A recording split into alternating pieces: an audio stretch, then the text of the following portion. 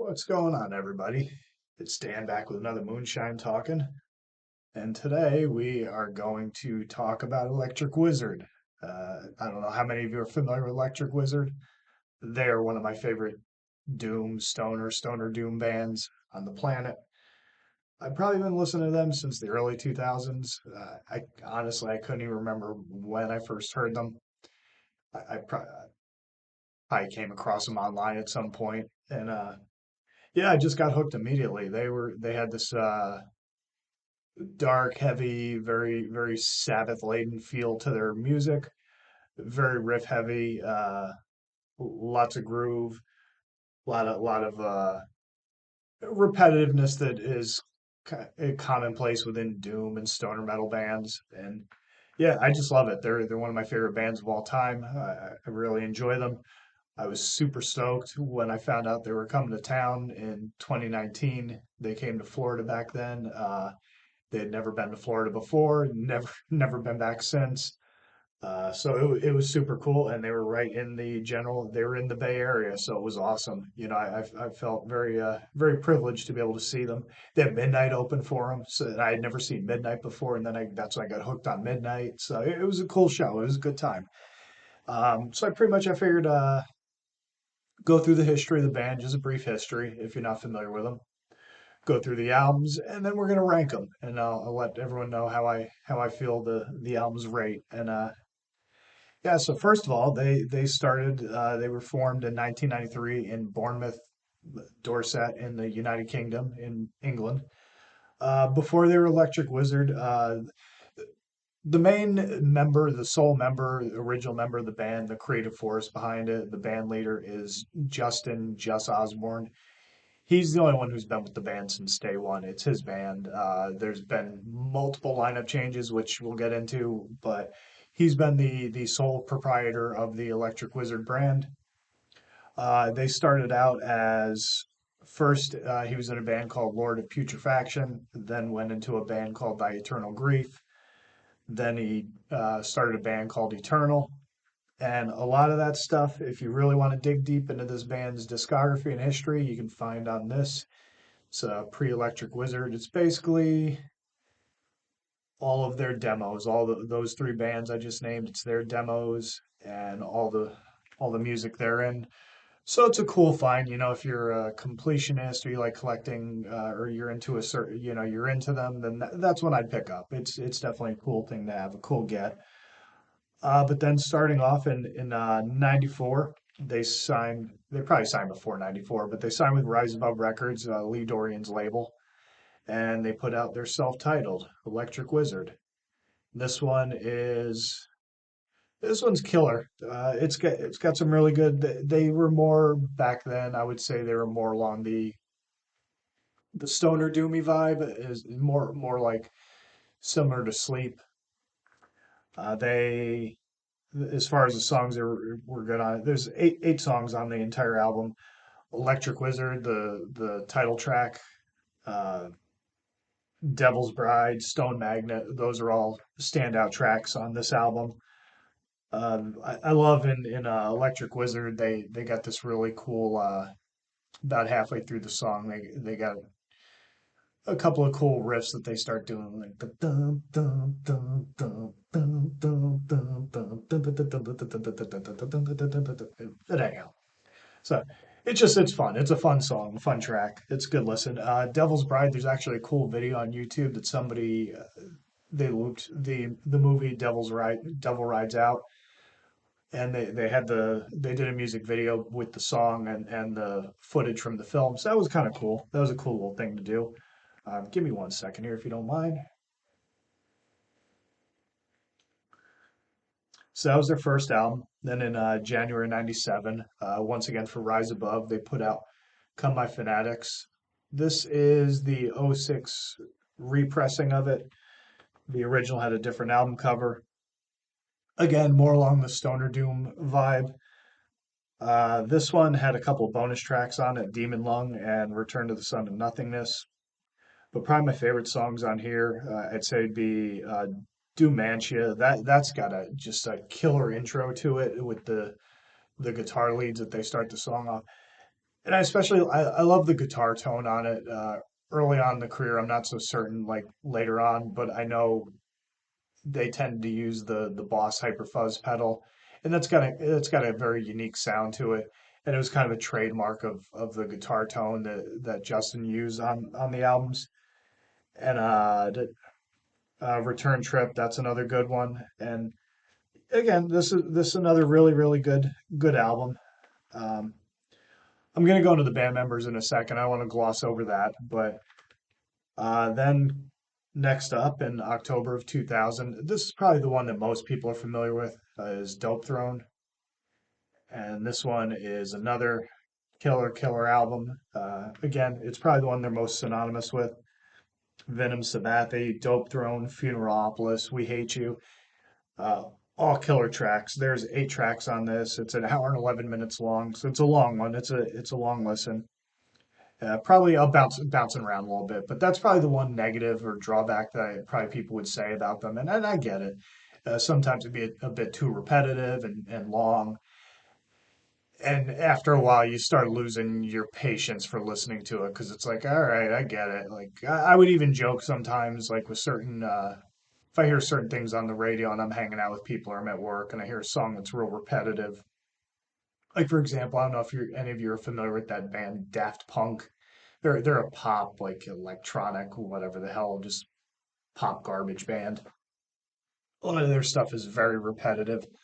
So if one of their songs comes on, because some of my staff they love that shit, and it'll play and it'll be going and it'll be doing the same thing for like 5 minutes, and I'll just get on the radio and yell into the mic, "We got it, enough." So I can understand I can understand the spirit behind that, but yeah, this is a really good one. And fun fact, if you just let the album play all the way through, at the end of it, you get some bonus. They do some news clip samples where it's a bunch of Satanic Panic from the 80s, and it just fits in with the aesthetic of the band. Uh, Again, bouncing around a little bit. Like the themes that they tend to go into is occult stuff, horror themed, like lots of horror writer stuff, like inspired by Lovecraft and various other horror writers. A lot of Satanism stuff, serial killers, uh, drugs, nihilism, all the fun stuff. So yeah, so that's Dope Throne. That's probably like I say, that's probably the one that are people are most familiar with. They're most synonymous with.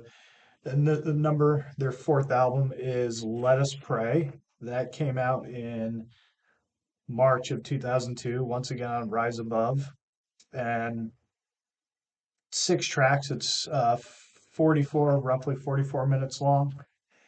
And this is the last album that they did that featured Mark Greening on drums and Tim Bagshaw on bass. The first 4 albums, it was just a trio with Juss and Tim Bagshaw and Mark Greening. And this one's okay. It was a little, I'd have to say it was a little on the weak side, but it's got a couple good tracks on there. Night of the Shape, it's inspired by John Carpenter and in the Halloween film. They do a nice interpretation on that. We the Undead, that one's pretty cool. That's got a real punky vibe to it. Every once in a while, they kind of dip their toes into the punk rock aesthetic, and it's good. It's really cool. But this one probably isn't one of the best ones, I would say. But we'll get into that a little bit later. And then their fifth release is We Live. This one came out in June of '04, and this was the first one to feature Liz Buckingham, and she's with them from till she's with them now. She's been with the band since We Live, and she's married to Juss, and they've pretty much been the main, like, I think, songwriting team of the band since this album. And they had a gentleman by the name of Rob Al Issa. He played bass on it, and Justin Greaves from Iron Monkey played drums on this one. So they injected a whole new life force into the band on this one. As far as some of the better tracks on this one, I would say probably Another Perfect Day, We Live, The Sun Has Turned to Black. It opens up with the like almost like a chant, a summoning ritual that they're doing, Echo Echo Azarac, and Hopefully, I don't open up a portal to another world, but could it be much worse than this one? But anyhow, this one's cool. It's got like I say, they had a new album, new band. And it seemed to inject new life in them, and it's got a very angry feel to it, which in some respects, if you're familiar with Iron Monkey, they have a little bit more come from the more hardcore side of things. So I'm sure that kind of infused some influences into the band. And Liz, she was in a sludge band called 13, and they had done a couple of splits with I Hate God and Brutal Truth and Grief, if you're familiar with Grief. So she's very much ingrained in this scene, and I'm sure it was helpful to, again, somebody else getting different eyes and ears kind of helping out because yeah, that the Let Us Pray was that was kind of a weak album. So I can see where, you know, I would probably be angry coming off of that one too. So anyhow, so that was that one. And then the sixth album that they put out was Witchcult Today. And this one is a phenomenal album. You got the Devil Rides Out once again, the cover from the movie. They use that for their cover. It's 8 tracks, 58 minutes, almost 59 minutes long. On this one, they actually Justin Greaves left the band and they replaced him with a guy by the name of Sean Rudder. He was with them for a couple of albums. This one is lots of droning doom riffs, bluesy grooves, very Sabbathy influenced kind of stuff, but a little bit more perverse and twisted in that vein. As far as the songs on here, Witch Cult Today, Dunwich, Satanic Rites of Drugula, The Chosen Few. The Chosen Few's got just sick lyrics. It's basically they're inspiring people or encouraging people to put down their bongs and pick up knives and go start killing people. And a lot of the Electric Wizard merchandise, you'll see legalized drugs and murder, and that's one of the lines in the song is legalized drugs and murder. And that's a really killer song. That's one of those where a lot of the songs on this one, Torquemada 71, yeah, this one's tremendous. Um, Actually, they opened up when I saw them. They opened up with Witch Cult Today, and it was just so cool because you just had it's got such a slow melodic, but it still retains that sense of heaviness and heft and just brutality in it, but just a different way than what you would get like a death metal band or black metal or like a punk band or something like that. There's just a different heavy, and that's what makes them so good is that they have that they maintain that sense of toughness and balls and just quality metal while at the same time they have that groove and just the riffs and you can just sit there and just bob your head. It was just really cool to see a bunch of people just kind of getting into the song and everyone just kind of nodding along and kind of getting hypnotized by the music. And then they played Funeralopolis, and the whole place went ape shit. And then just everyone started banging into each other and going nuts. And I had to go find somewhere to stand so I didn't get my neck further broken. But yeah, so that's a fantastic record. Definitely one that if you wanted to start with an album, if you never heard one of theirs, then I would probably start with that one. But then after that, in 2010, is Black Masses. This one, Rob Alissa was out on bass, and they got a guy by the name of Danizaglu. I probably butchered his last name, but he was in a band called Friends of Hell, or he's in a band called Friends of Hell. They're also on Rise Above Records. Another band called Mirror, another band called Satan's Wrath. He's a crazy looking dude, tattoos all over the place, all over his face and everything. Probably a tattoo artist as far as like his occupation. It's 8 tracks. It's almost an hour long. This one's killer too. I mean, Venus and Furs, The Night Child, Turn Off Your Mind.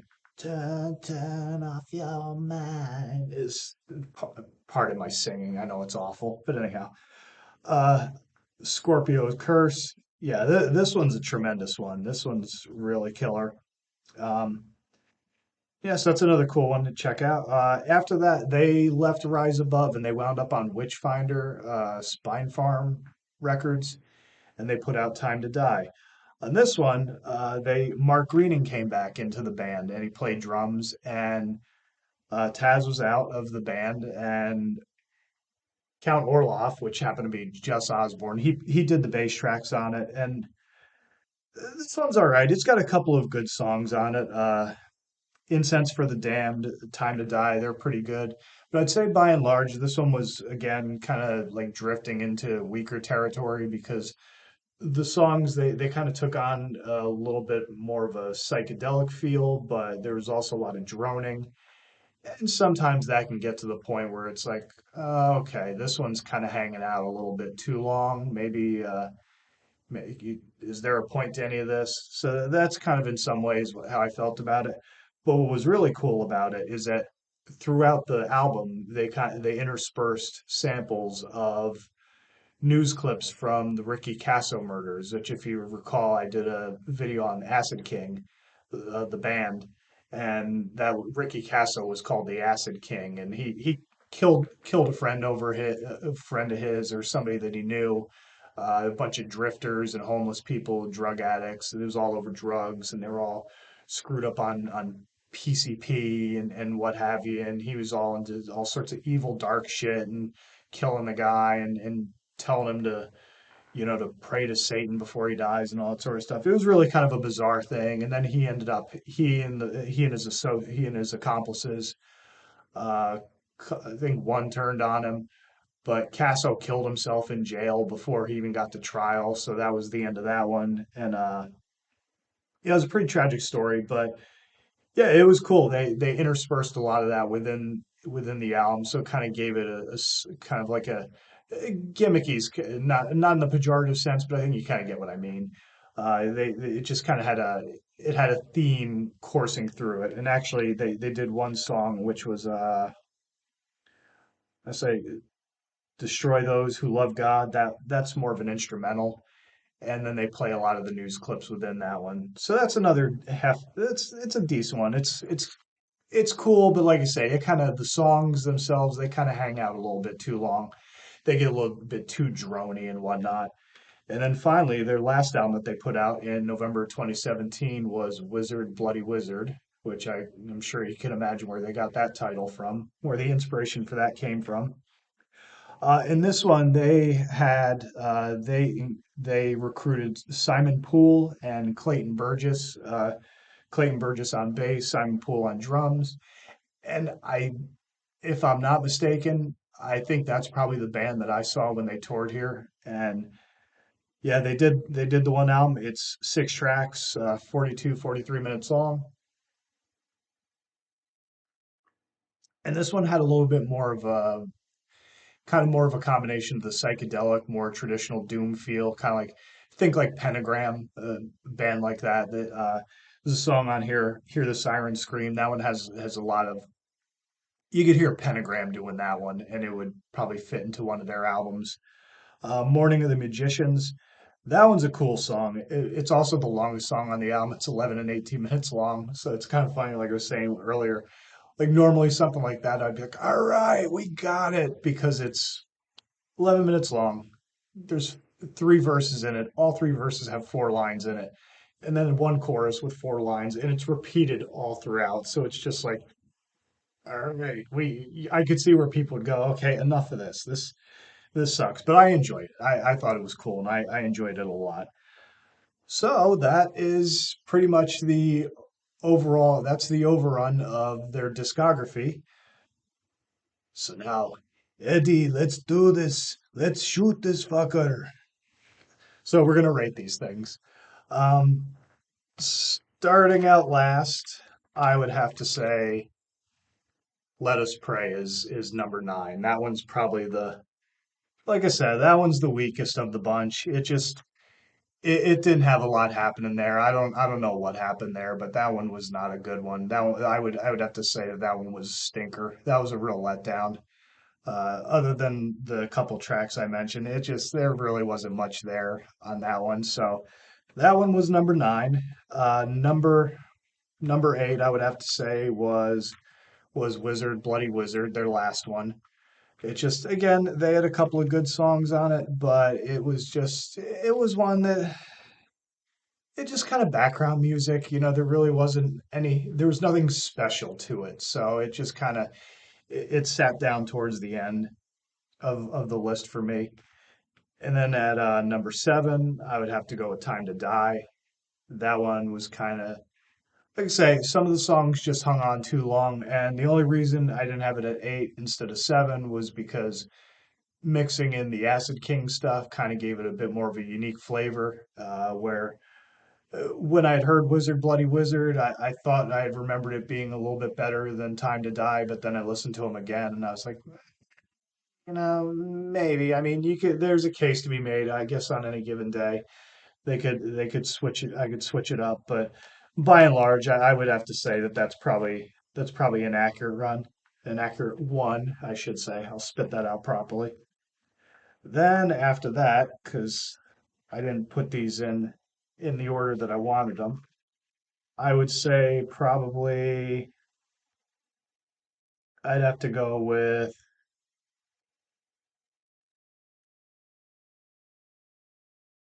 let's say, Come My Fanatics.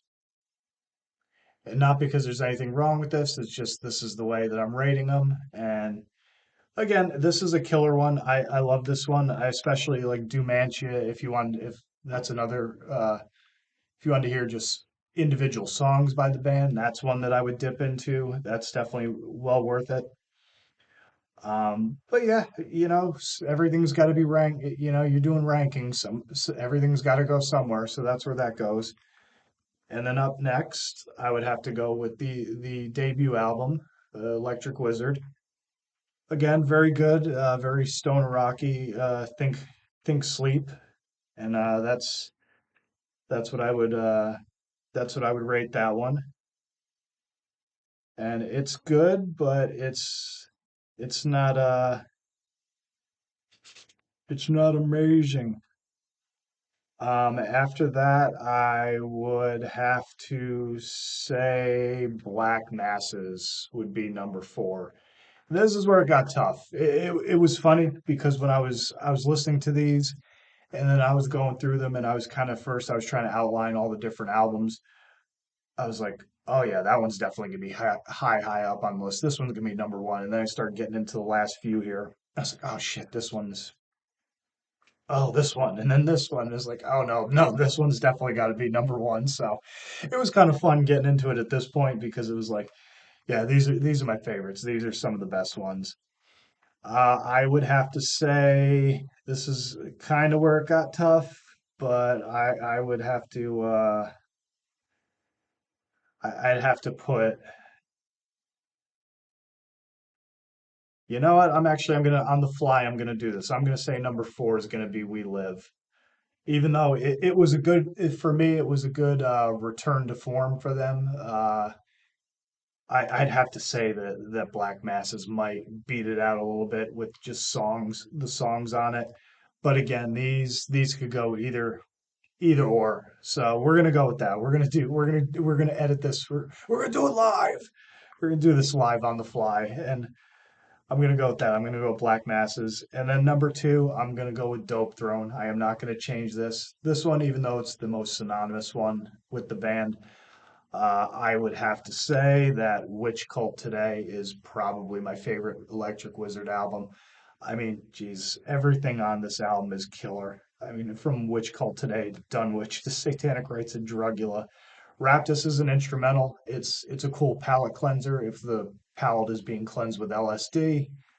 Then it goes into Chosen Few, Torquemada 71, Black Magic Rituals and Perversions, Saturn. The whole thing is just tremendous from top to bottom. So that would definitely, without a doubt, that one is my number one. Again, I always go back to it's so cool when I listen to it because like the songs are cool on the album, but hearing them live is always, it just gives it that much. The atmosphere behind it is so much cooler, especially when there's tons of other people there and they're enjoying it and getting into it. It's always a good experience to have. So yeah, that is my rankings of the Electric Wizard. Again, one of my favorite bands. I really enjoy them. I was trying to, I was racking my brain trying to think because after I did the Caius one, I was trying to think, well, what band would I want to do next?